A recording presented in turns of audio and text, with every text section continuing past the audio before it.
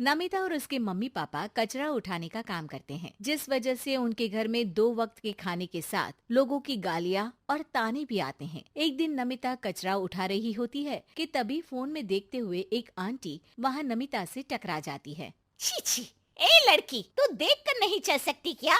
पर मैम साहब, मैं तो अपनी जगह पर ही हूँ, आप फोन में देखते हुए चल रही थी। अरे, एक कचरे वाली होकर मुझसे जुबान लड़ाती है। अब घर जाकर दोबारा नहाना पड़ेगा, पूरा गंदा कर दिया। कितनी बदबू आ रही है। ऐसा बोलते हुए आंटी वहाँ से चली जाती है और उनकी बातों से दुखी नमिता आंखों में आंसू लिए काम करती रहती है। इसी तरह दिन बीतते हैं और एक दोपहर नमिता अपनी मस्ती में गाना गुनगुनाते हुए कचरा इकट्ठा कर रही होती है कि तभी जिंदगी एक सफर है सुहाना, यहाँ कल क्या हो किसने जाना, जिंदगी। तभी उसकी टक्कर मोहन से हो जाती है। अरे देखकर काम करो। मुझे माफ कर दीजिए साहब, गलती से टक्कर हो गई, मैंने जानबूझकर कुछ नहीं किया। ऐसा कोई जानबूझकर भला करेगा भी क्यों, कुछ नहीं होता। सोचा नहीं था कि कभी कोई मेरे साथ इतने अच्छे से बात करेगा। अरे जो नहीं करता वो इंसान कहलाने के लायक नहीं, तुम्हें उनके बारे में सोचना तक नहीं चाहिए। मोहन वहाँ से चला जाता है और नमिता उसकी बात को सोचते हुए दोबारा काम पर लग जाती है। इसी तरह समय बीतता रहता है। एक सर्दियों की सुबह कचरा उठाते हुए नमिता ठंड की वजह से पास के घर की सीढ़ियों पर ओत लेकर बैठ जाती है। कुछ ही देर बाद उस घर की मालकिन वहाँ आ जाती है। हाय तौबा, मेरा सारा घर गंदा कर दिया। अरे मैं घर के सामने गंदगी नहीं होने देती और तू पूरी की पूरी गंदगी मेरे घर की सीढ़ियों पर ही आकर बैठ गई। मालकिन, ठंड बहुत है इसलिए कुछ देर बैठ गई, अभी चली जाती हूँ और सफाई भी कर दूंगी। अरे यहाँ बैठकर घर पहले ही गंदा कर चुकी है, अब छूकर अशुद्ध भी करना चाहती है। अपनी माँ के चिल्लाने की आवाज सुनकर मोहन घर से बाहर निकल आता है, जहाँ नमिता को देख वो किसी तरह अपनी माँ को शांत करके घर में वापस भेज देता है। मुझे माफ कर दीजिए मालिक, गलती हो गई। अरे प्लीज मुझे मोहन बुलाओ और अपनी माँ की तरफ से मैं माफी मांगता हूँ। अरे नहीं मालिक, लोग वैसे भी हमें इंसान समझते ही कहाँ है, इसलिए अब इन सब की आदत है। अगर इन सब की बातों को बुरा लगाने लगे तो भूखे ही मर जाएंगे। वैसे तुम्हें ठंड में इन पतले फटे कपड़ों की जगह मोटे और गर्म कपड़े पहनने चाहिए। मेरे पास इतनी चॉइस नहीं है, जो है बस यही है। और जब घर में मम्मी पापा भूखे बैठे हो तो क्या सर्दी और क्या गर्मी। चलती हूँ साहब।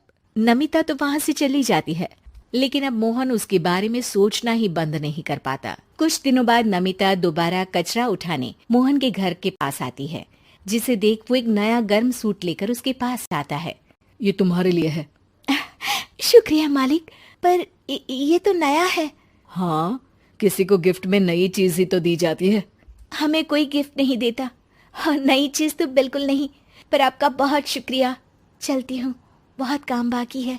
एक बार फिर नमिता मोहन को अपनी सीधी बातों और साफ दिल से प्रभावित करके चली जाती है। अब मोहन उसकी बातों और सोच में खोया रहने लगता है। जितनी बार नमिता उसके घर के करीब आती है, वो किसी न किसी बहाने उससे मिलता रहता है। ये सिलसिला लंबा चलता है, जिसमें धीरे धीरे दोनों एक दूसरे से प्यार करने लगते हैं। नमिता, क्या तुम मुझसे शादी करोगी? मुझे नहीं लगता कि ये सही है। तुम्हारे घर वाले और समाज के लोग मुझे कभी नहीं अपनाएंगे। मेरी वजह से तुम क्यों अपना जीवन खराब करना चाहते हो? मेरा जीवन तुमसे शादी करने के बाद नहीं, बल्कि शादी नहीं करके खराब होगा। मेरी बात मानो, सब ठीक होगा, भरोसा रखो। मोहन के प्यार और उस पर भरोसे के साथ नमिता शादी के लिए हाँ कह देती है और अगले ही दिन वो दोनों कोर्ट मैरिज कर लेते हैं। इसके बाद मोहन नमिता को लेकर जैसे ही घर पहुंचता है तो वहाँ उसकी मम्मी, जो अपनी सहेलियों के साथ किटी पार्टी कर रही होती है, उन्हें एक साथ देखकर हैरान रह जाती है। हाय राम, कल मुही करम जली, तुझे एक दिन सीढ़ियों पर बैठने के लिए कुछ जरा बहुत बोल क्या दिया। तूने तो बदला लेने के लिए मेरा बेटा ही फंसा लिया। अरे जिस लड़की की हमारे सामने खड़े तक होने की औकात नहीं, मोहन, तू सीधा उससे शादी करके घर के अंदर ही ले आया। हाय हाय बहन, अब तुम समाज में क्या मुंह दिखाओगी? अरे मेरी बात मानो, अब बाहर निकलना ही बंद कर देना। आंटी जी, मेरी माँ का तो पता नहीं, पर आप आज बाहर निकलकर दोबारा इस घर में कदम मत रखना। अरे हम ऐसे कचरे वालों के घर में आकर अपनी इज्जत खराब करने का शौक भी नहीं रखते।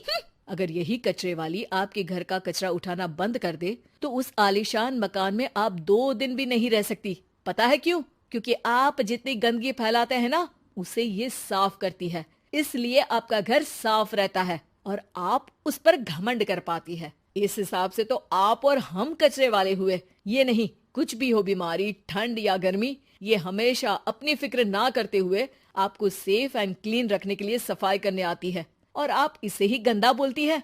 शर्म करो। मोहन की बात सुन के सबको अपने कहे पर शर्म आने लगती है, जिस पर वो नमिता से माफी मांगते हैं और मोहन की मम्मी भी उसे अपना लेती है।